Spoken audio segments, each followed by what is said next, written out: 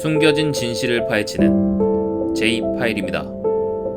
오늘도 한 편의 기록을 시작하겠습니다. 문은 안에서 잠겨 있었습니다. 창문도 모두 잠겨 있었고 외부 침입의 흔적은 단 하나도 없었습니다. 하지만 그 방 안에서는 한 여고생이 불에 탄 채로 누워 있었습니다. 누군가 말했습니다.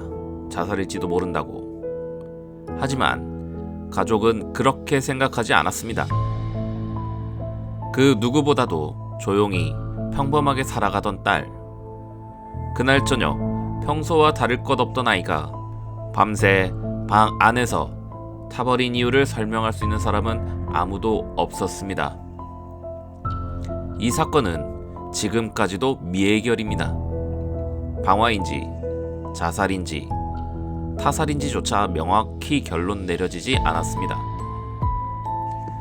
수많은 추측과 의혹, 복잡하게 얽힌 관계 속에서 하나의 진실만이 빠져있죠. 오늘 J-파일이 전해드릴 사건은 2004년 일본 혀고현 히메지시에서 벌어진 히메지 여고생 밀실 방화 살인 사건입니다. 2004년 9월 4일 토요일 혀고현 히메지시. 이른 아침부터 마을 이곳저곳에서는 개를 산책시키는 사람들, 농구공 튀기는 아이들, 자전거 타고 슈퍼에 가는 아주머니들까지 평소와 다를 것 없는 풍경이 펼쳐지고 있었죠. 히메지시 북쪽 도심에서 조금 떨어진 주택가. 여기엔 이치카와 가족이 살고 있었습니다.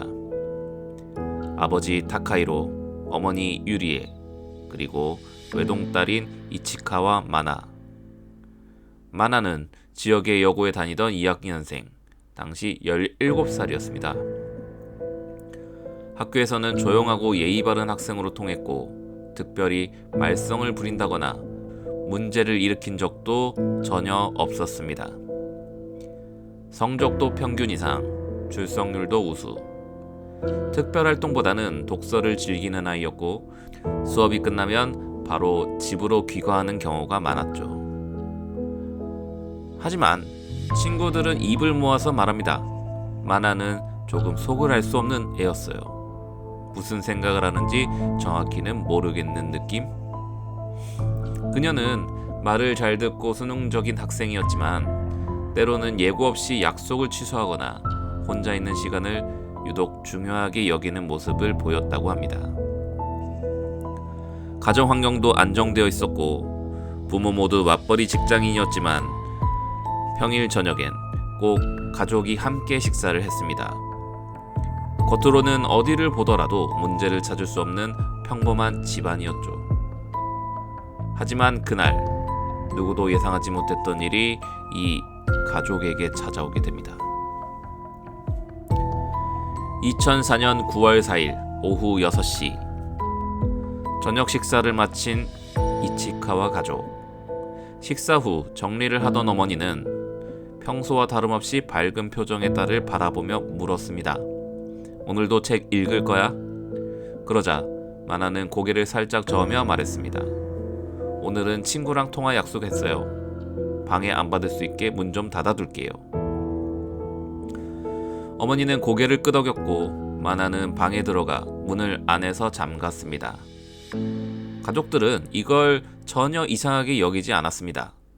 고등학생 딸이라면 어느 정도 사생활은 보장받아야 한다고 여겼기 때문입니다.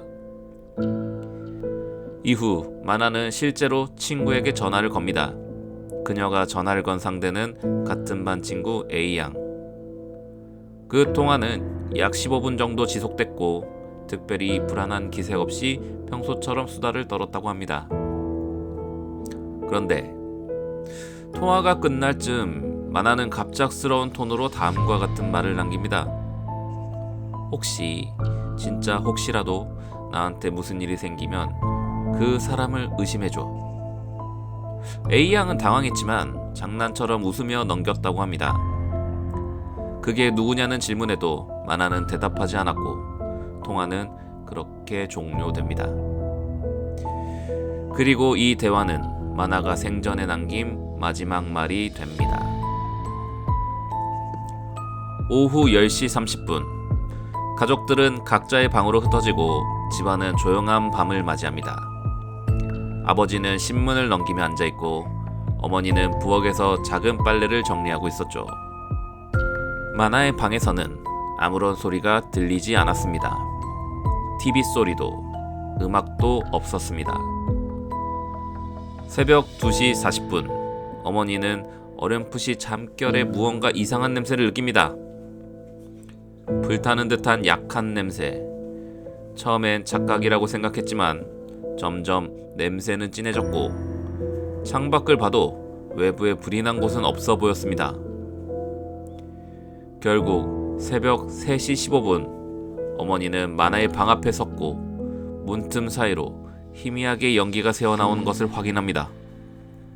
어머니는 만화를 불렀고 문을 두드리고 다시 불렀습니다.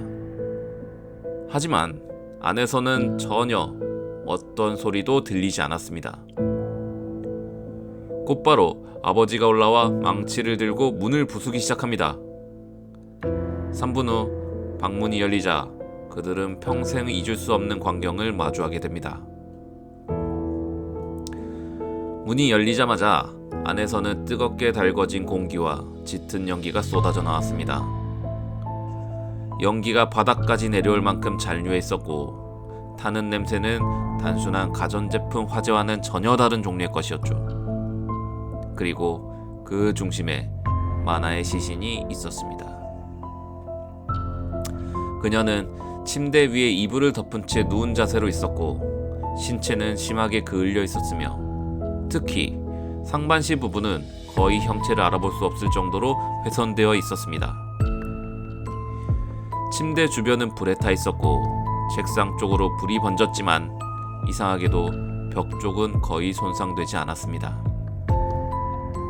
즉, 화재는 분명히 특정 위치에서만 집중적으로 일어났던 겁니다. 소방대는 비교적 신속히 화재를 진압했고 초기 판단으로는 침실 내부에 단순 화재가 발생했을 가능성을 언급했습니다. 하지만 경찰이 도착하고 나서부터 상황은 완전히 달라지게 됩니다. 경찰은 현장을 정밀히 조사했고 그 과정에서 다음과 같은 사실이 드러납니다. 방문은 안쪽에서 걸쇠로 잠겨 있었음. 이는 외부에서 들어온 사람이나 나간 흔적이 없다는 것을 의미하는 거였습니다.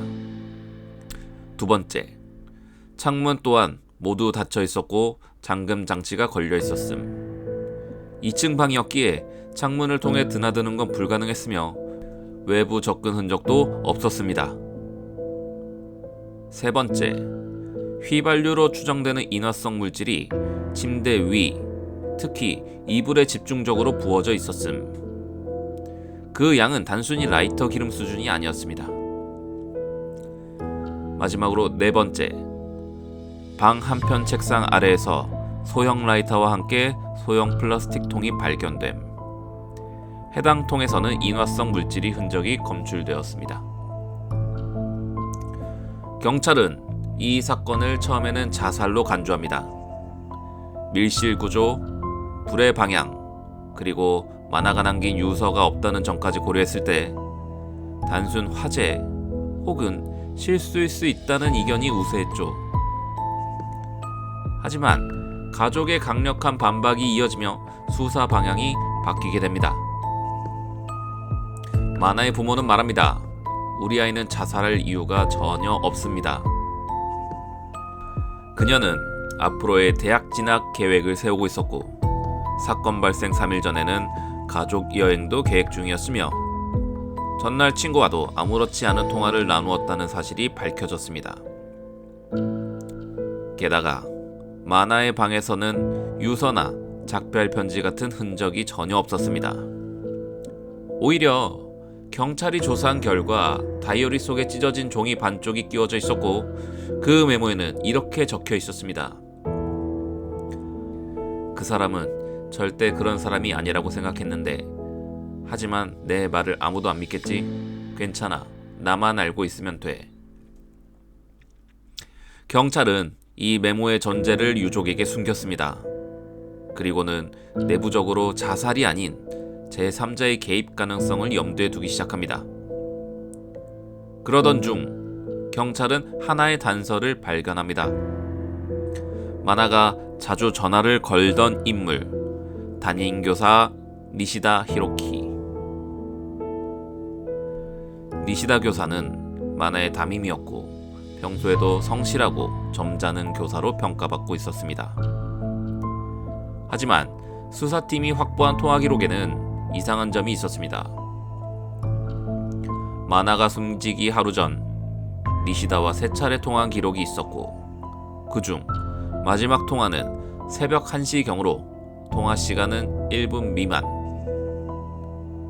마나는 그날 친구에게 그 사람을 의심해 달라는 말을 남겼습니다. 친구는 처음엔 농담처럼 들었지만 그 말이 바로 이 교사를 지목하는 것이 아니냐는 의심이 퍼지기 시작했습니다. 경찰은 니시다의 행적을 추적했고 그가 사건 당일 저녁 10시에서 11시 사이 마나의 집 인근 휴대폰 기지국 범위에 있었다는 사실도 확인이 되었습니다. 하지만 문제는 방은 안에서 잠겨 있었고 물리적인 침입 흔적이 없었다는 점. 경찰은 니시다를 불러 조사하지만 그는 일관되게 진술합니다. 마나는 평소에도 불안정한 감정을 자주 표현했습니다. 제가 상담해주고 있었을 뿐입니다. 그는 당시 자신이 근처 편의점에 있었다고 말하며 알리바이를 주장했고 결국 경찰은 결정적인 증거 부족으로 그를 기소하지 못합니다.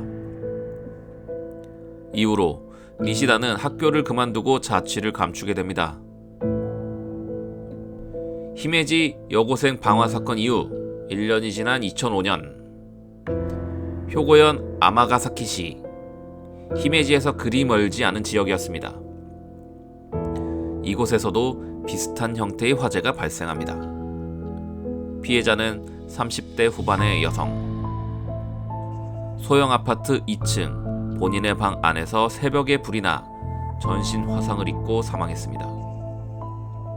이 사건 역시 방의 내부에는 잠겨 있었고 창문은 굳게 닫혀 있었으며 인화성 액체가 침대 주변에 뿌려져 있었고 피해자는 움직인 흔적 없이 그대로 누운 채 타들어간 상태로 발견됐습니다. 현장 구조는 히메지 사건과 거의 같았습니다. 경찰은 두 사건 사이의 유사성에 대해 일부 주목했지만 피해자 간 접점이 없고 사회적 관계에 전혀 다르다는 이유로 연관성을 부정했습니다. 하지만 이 사건을 눈여겨본 이는 따로 있었습니다. 바로 마나의 어머니 유리에 씨였습니다. 그녀는 이 사건의 보도를 접하고 이건 분명 마나의 사건과 같은 범인의 소행이라고 확신했습니다. 그녀는 직접 신문사에 연락해 기자를 만나고 사건 현장의 위치와 보고서 일부를 확보해 히메지 사건과 나란히 비교하는 자료까지 정리하게 됩니다. 하지만 경찰은 그런 의견을 공식적으로 받아들이지 않았고 해당 사건 역시 미결 상태로 남게 됩니다. 마나의 부모는 사건 이후 삶이 완전히 바뀌었습니다.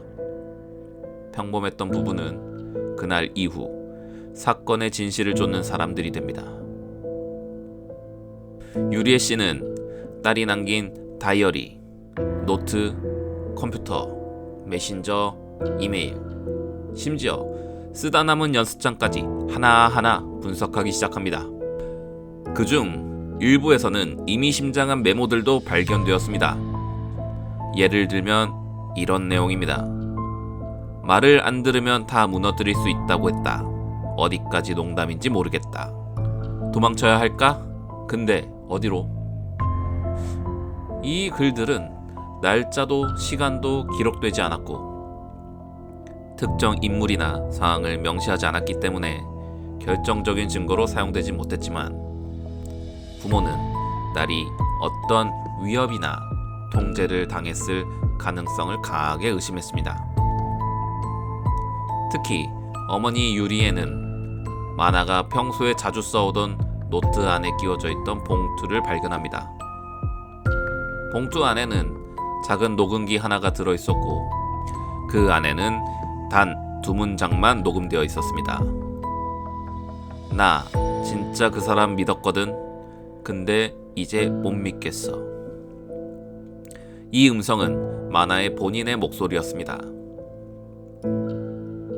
히메지 방화 사건은 2004년부터 수사가 시작되어 약 3년간 다양한 가능성이 검토되었지만 결정적인 증거가 나오지 않아 공소시효를 넘기며 미제로 종결됩니다.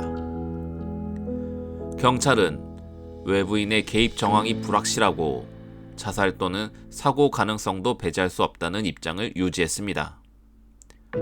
하지만 가족과 일부 탐사 저널리스트들은 아직도 주장합니다. 그 방은 자살할 수 있는 구조가 아니었다고. 다음은 마나의 아버지 타카히로 씨가 한 잡지의 인터뷰에서 남긴 말입니다. 딸이 라이터 기름이나 휘발유를 구입할 수 있었던 경로도 없고 그걸 자신의 몸에 뿌리고 스스로 점화했다는 것도 상식적으로 납득되지 않습니다. 딸의 마지막 얼굴을 본 순간 저는 알 수 있었습니다. 그 아이는 누군가에게 죽임을 당한 겁니다. 그는 이후 사건을 기록으로 남기기 위해 개인 블로그와 자비 출판까지 진행했고 현재까지도 히메지 시내에서 이 사건을 기억하는 소규모 추모회가 매년 열리고 있습니다. 히메지 여고생 밀실 방화 사건은 단지 미제 사건으로 남은 슬픈 이야기만이 아닙니다. 이건 누군가가 조용히 덮고 싶었던 진실이자 경계하지 않으면 반복될 수 있는 위험한 침묵이었습니다. 피해자는 말이 없었고 가해자는 흔적을 남기지 않았습니다. 밀실은 오히려 말이 많았고 사람들은 그 말 속에서 진실이 보이지 않는다고 말합니다. 하지만 우리는 알고 있습니다. 방은 스스로 불붙지 않는다는 것을. 그 방 안에 어떤 일이 있었는지는 누군가는 분명히 알고 있을 겁니다.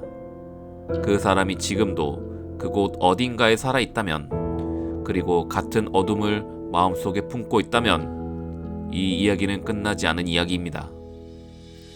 히메지 여고생 밀실 방화 사건. 그 방의 문은 아직도 완전히 닫히지 않았습니다. 오늘의 J파일 여기까지입니다. 청취해주셔서 감사합니다.